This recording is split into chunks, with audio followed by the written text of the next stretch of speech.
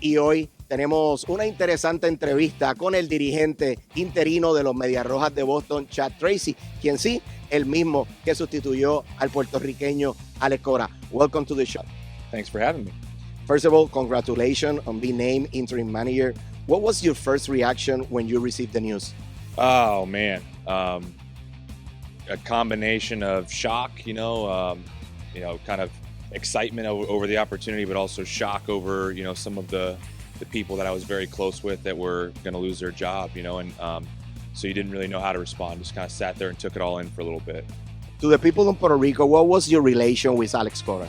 It was fantastic and still is. I've known Alex for 20 years, and he's always been great to me. I've known him since he played for my father back in LA, and even since all this happened, I've still remained in touch with him.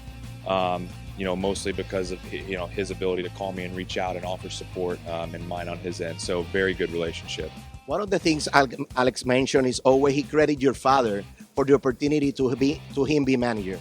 Yeah, he played for him in LA for quite a few years. So, and I remember those were years where I was in high school and college, hanging around the field quite a bit. That's when I first got to know him, got to meet him. He spent years under my dad, and my father raved about him, still does to this day, about the type of player he was. And I remember him talking a lot about this guy's going to manage someday. So a very he's not just close to me, but very close to my family. What was your message to the players as you take over the club at this point in the season? Well, I just think that it's obvious the relationship Alex and our staff that was here had with our players. So you have to acknowledge coming in that. Not come in hot and acknowledge that they're probably going through a lot as players. Somebody that they trust that they lost. So you have to acknowledge that, which I did. But also know that, you have to, and for my end, it's like I have to earn the players' trust just the way he did. So not an easy situation for anybody, myself, but the players included, and I knew that coming in. For you, it's a little bit easy because having worked with these players already, how does that help make the transition smoother? Yeah, I mean, at the end of the day, you're the manager of a team. Your biggest responsibility and job is working with the players. So when you come over and take over a room full of 26 players, and there's a large portion of them that you've already been with and worked with, that relationship part, that makes that a lot easier. So a lot of the the legwork on that part was already done, and it was just a matter of getting settled into this role. What gives you confidence that this team can turn things around? We're talented, I mean, obviously we have some people that are banged up right now and some important pieces that can help us win games, but we got to get some guys healthy. But we also have some talented players, and we just haven't fully clicked yet. Obviously we have to get going. It's getting later in the season, but there are players here that can do more than they're doing, and we're waiting for that to happen. But we do have some talented players here. You work closely with bench coach José Flores. How would you describe your relationship and the role he plays in your staff? Relationship, he's one of my best friends. We started working together in 2022 when we came over here together. Alex was a big part of getting both of us into this organization. Little did either of us know that we would become almost pretty much best friends. Flo and I, started working together in Worcester and spent 3 full seasons working together there. With these same players, and the relationship over time grew into a very, very, very close friendship.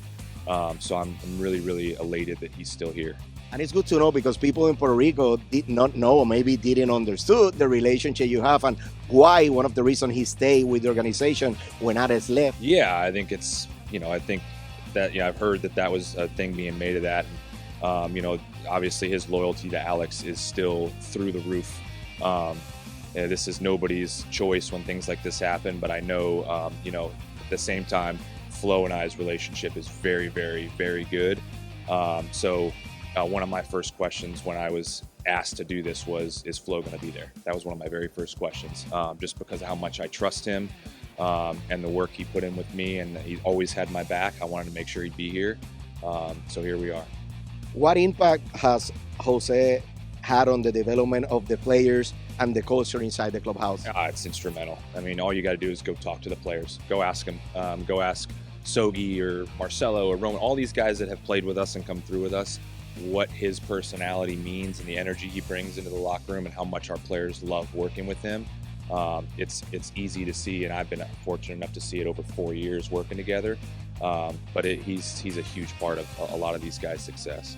When people watch this team under Chad Tracy, what do you want them to see?